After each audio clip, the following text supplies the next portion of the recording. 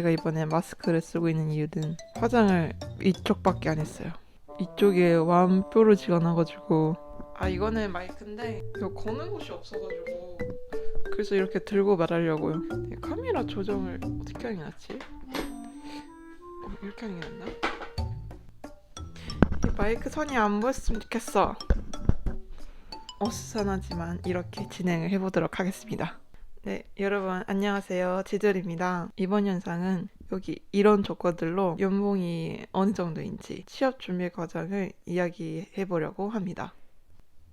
네, 먼저 간단히 제 소개를 하자면 저는 일본으로 이민 온 지 3년이 되었고 IT 업계에서 시스템 엔지니어로 8개월 동안 일하다가 퇴사 후 백수 생활을 1년 동안 하고 있습니다. 아니요, 하고 있었는데 이번에 입사를 해서 다다음 달에 직장인이 됩니다. 먼저 취업 준비 과정부터 이야기를 할 건데 생각보다 되게 심플했어요. 원래는 자격증도 하나 정도 따고 포트폴리오도 어느 정도 준비한 다음에 취준을 하려고 했는데 그러면 시간이 되게 오래 걸리잖아요. 그 자격증 하나 따는데 한 6개월? 제가 바보라서 그렇게 시간이 오래 걸리는 게 아니라 저는 자격증 공부를 하게 되면은 일본어로 하게 되니까 일반 일본인보다 아마 시간이 2배 정도 더 걸릴 거거든요. 시간적으로 여유도 좋지 않고 해서, 그리고 제 성격상 그렇게 취준 기간이 너무 길어지면은 지칠 것 같아서 바로 취업 사이트에 이력서를 올리고 연락을 기다렸습니다. 취업 사이트는 그 그린이라는 일본 구직 사이트가 있는데 거기에 제 이력서, 경력서를 바로 올렸습니다. 그렇게 올리고 한 2주 정도 기다렸나? 2주 정도 기다리니까 11곳에서 연락이 왔었어요. 11곳? 11곳 중에 2곳은 제가 먼저 연락을 보내고 나머지 9곳으로부터 스카우트 메일이 왔습니다. 근데 여기서 스카우트 메일이라고 해가지고 그쪽 회사가 무조건 당신을 채용하고 싶습니다 라는 그런 진심도가 높은 스카우터가 아니에요. 거의 대부분까지는 아니겠지만 프로필도 안 보고 무작정 스카우트를 날리는 회사도 꽤 많습니다. 어쨌든 그 회사 채용에 지원하게 되면은 흐름이 대부분 캐주얼 면담, 서류 전형이랑 웹 테스트, 그 다음으로 면접을 1차, 2차 정도 보는데 가끔 가다가 3차까지 보는 경우도 있어요. 그리고 면접과 다 합격되면은 회사로부터 내정을 받게 됩니다. 캐주얼 면담이라는 거는 그 기업과 지원자가 서로 알아가는 가벼운 면담인데, 근데 이게 전형은 아니라고는 하긴 하는데 살짝 초반에 지원자를 걸러내는 그런 경향이 솔직히 없지 않아 있는 느낌이었어요. 개인적으로 제 생각이에요.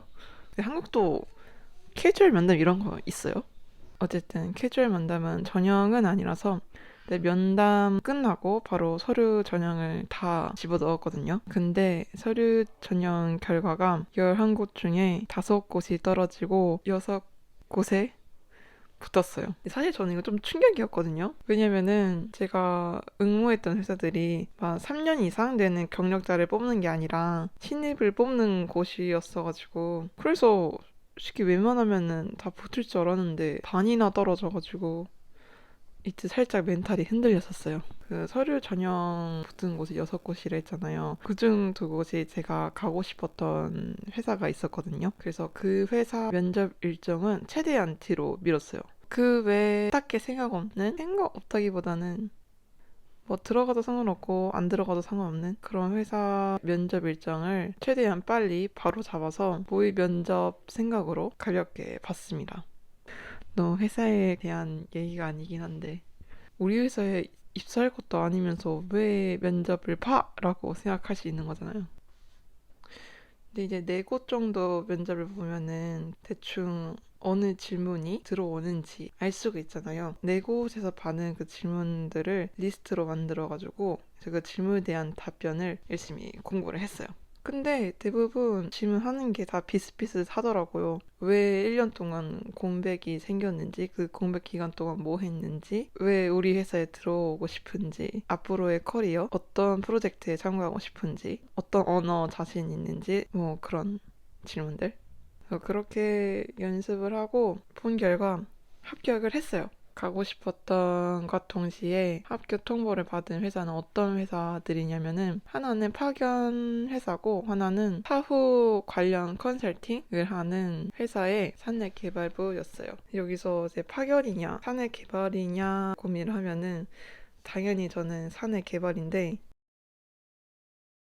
일본이 IT 파견 회사가 되게 많거든요. 근데 이번에 입사하게 된 이 파견 회사는 키러 관련 지원도 적극적으로 해주고 본인이 원하는 커리어에 따라 프로젝트를 연결시켜주니까 그게 마음에 들었어요. 그래서 가장 중요한 연봉이 대략 얼마냐 하면 370만 엔 정도 됩니다. 월급이 약 28만 엔 정도이고 보너스가 기본 그 2개월치 가 됩니다. 사실 회사에서 처음으로 그 제시한 연봉이 350만 엔 정도였거든요. 근데 제가 퍼포먼스 어쩌고저쩌고 이야기하면서 인상해달라고 해가지고 370만 엔이 된 거예요.